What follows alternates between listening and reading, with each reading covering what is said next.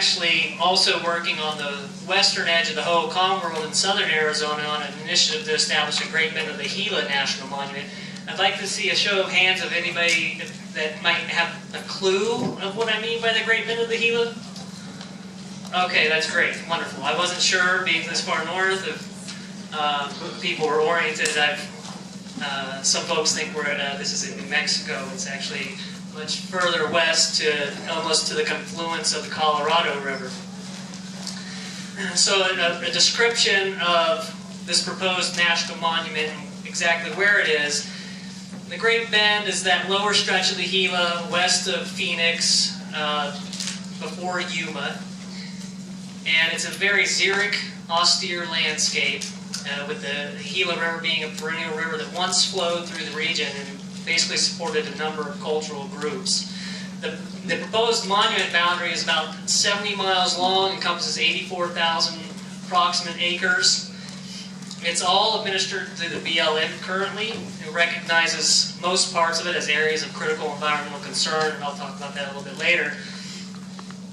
But what I wanted to cover on first was what is great about the Great Bend from an archaeological perspective. And you know, as a researcher, as an anthropologist, it's really this topic of a frontier, and it's 10,000 years of a frontier dynamic in the southern Southwest. And a previous speaker this morning, Irina Gruner, was talking about the interface between Patayan and Hohokam in the Papagoria. The Great Bend of the Gila forms that northern boundary of the Papagoria. We have very similar social dynamics going on in that region. But it goes back for a very long time. I'm going to start with the Paleo-Indian traditions. We have obviously Clovis extending to California, but we also have the Southern California tradition, the San Dieguito tradition, that Malcolm Rogers defined, that extends into southwest Arizona up to about the Gila Bend area, the Hassayampa River. And when Emil Howry excavated the Ventana Cave just south of the Great Bend of the Gila, he observed the intermixing of San Dieguito and Clovis cultures. And so some of the properties within the Great Bend of the Gila are San Dieguito sites. We haven't found the Clovis Point yet in that stretch of the river. However, a Folsom Point has been found in the 1980s by Richard Efland. And I asked a couple of folks today, some Folsom experts, on really how far west does Folsom go, and that's about the extent. In Arizona, it would be the furthest west Folsom Point known. They do go into Utah a little bit, is my understanding, possibly even into eastern California. So even back in Paleo-Indian times, you had this cultural mixing on this frontier zone. And that extends into the Archaic. The two predominant Archaic traditions out there being the Cochise, defined by E.B. Sales in southeast Arizona. That extends right to about the Great Bend of the Gila. We have San Pedro points in the Papagoria, then up into the Great Bend area, and a little bit to the north of there. But we also have another Southern California Great Basin tradition coming in from from the west and the northwest, the Amargosan. We actually have quite a bit of cultural properties that are Amargosan in cultural origin. We have Elko points, which allows us to attribute it to this Amargosan cultural group. But we have ancient trails. Many of them were mapped by Malcolm Rogers and Julian Hayden. We have rock circles, sleeping circles, rock shrines associated with these trails. Quite a bit of archaic rock art. It's the Great Bend of the Gila is one of the larger clusters of archaic rock art in Arizona, and it conforms to what's understood as that Western archaic tradition, or that great. Some people might call it the Great Basin abstract, but it's really poorly understood. It's wide-ranging, and so there's a lot of potential in terms of understanding archaic rock art and ritual landscapes. The Great Bend has a lot of potential to help us refine our understandings of that. But probably what's best known for the region is this Patayan and Hohokam interface, and that's a term that Glenn Rice and Chris Watkins have come up with to describe the upper region of the Great Bend. And basically what's going on is about 8600, you have pioneer Hohokam villages being established. They're not practicing canal irrigation at first. That sort of bumps off in the colonial period. But they're establishing these small outlier communities. And then by the colonial period, you have ball courts showing up, canals, and this sort of culminates throughout the colonial into the sedentary, with the Gatlin site being a pre-classic platform mound. Once it was understood as the only pre-classic platform mound, which encouraged Emil Howard to go back to Snaketown and dig that site again, and found out that Mound 16 was also a pre-classic platform mound. So in terms of the area, understanding the area in terms of the larger Hohokam landscape as well as Hohokam research, it's pretty important. But after the pre-classic and the beginning of the classic period in the Hohokam world, as Irina was mentioning earlier today, the folks in the Papagoria, including the Great Bend of the Gila, they quit identifying with the Hohokam sphere and sort of started developing their own thing. We also have, this is a time when the Tayan folks are moving into the Great Bend of the Gila Valley, and they're establishing villages alongside Hohokam villages. They're moving into established Hohokam villages, and you get this really interesting admixture. And Dave Doyle has argued that this may be the beginning of what we understand as historic O'odham identity. And that being found at the Ring site, which is actually within this proposed national monument boundary. It's a one-of-a-kind, classic period architectural phenomenon feature thing. Another important Hohokam property that's within the national monument boundary is the Rock Ball Court site. Out of 200 or so known Hohokam ball courts, it's one of two made of rock, the other one being at Wapaki. So that's pretty interesting. And there are 4 other Hohokam villages within the proposed boundary that are pretty important. The fortified hilltop sites. There's the La Fortaleza, which was excavated in the 60s by Wasley and Greenleaf, and reported on by Greenleaf in the 70s. It being one of the only excavated trinchera sites. There's also Powers Butte, Robbins Butte, which are trinchera sites closer to Phoenix.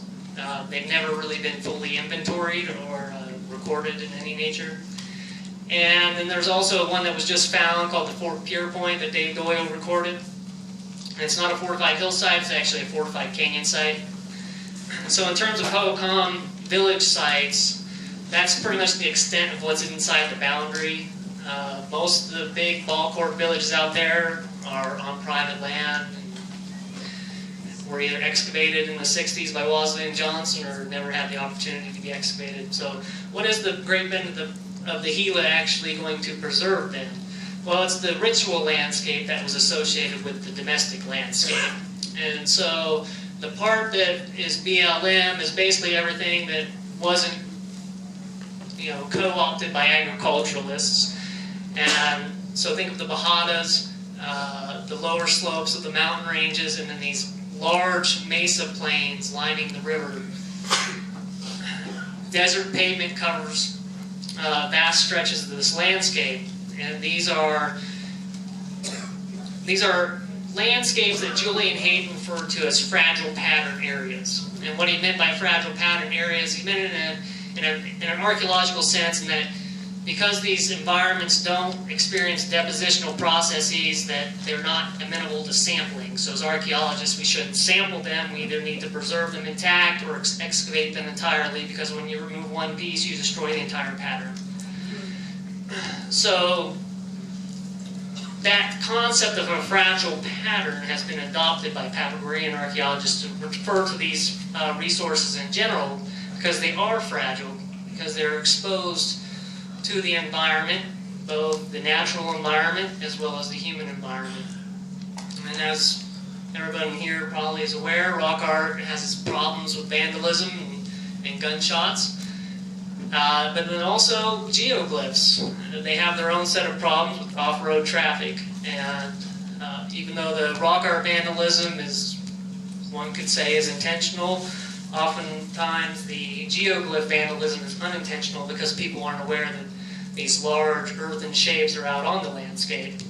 And with the advent of geospatial imaging technologies, these geoglyphs along the lower Gila River are really starting to be identified by people. The vast majority of them have never been known about.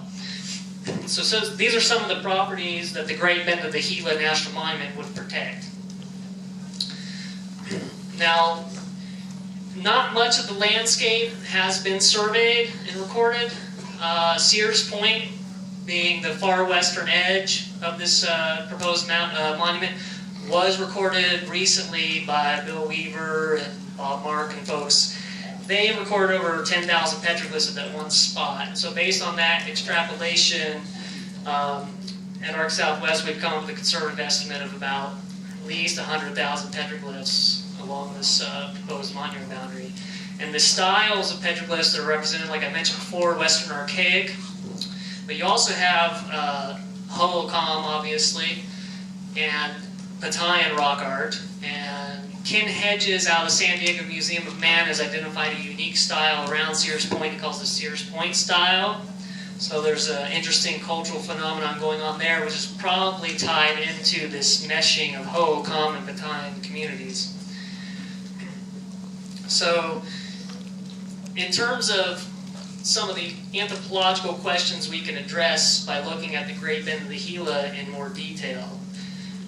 Migration is a big topic, obviously, and we have these models from Mesa Verde and from the Kayenta and Salado, and the phenomena going on in the lower Gila is a really interesting comparative data set that's never been looked at in terms of understanding migrations in the Southwest.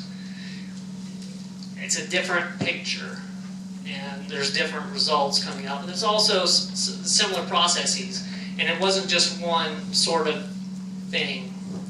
Starting in the colonial, or excuse me, the sedentary period of the Hohokam, you have these waves of Battalion, what appear to be Battalion migrations up the river, even into the 1800s.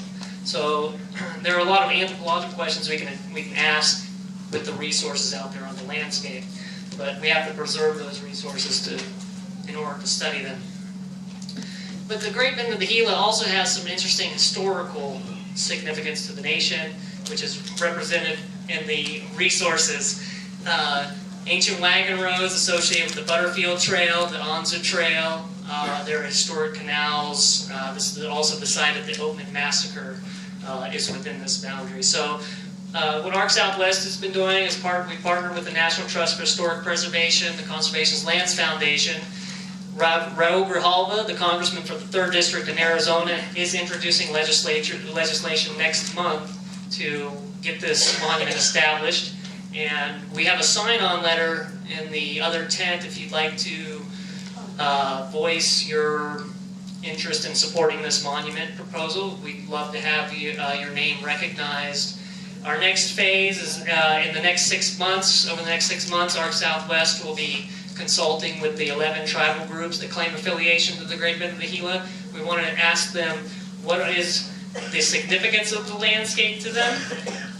And we also want to garner their support in this monument proposal. We intend to bring some of them, to Washington, D.C. to share their perspective with policymakers in Washington.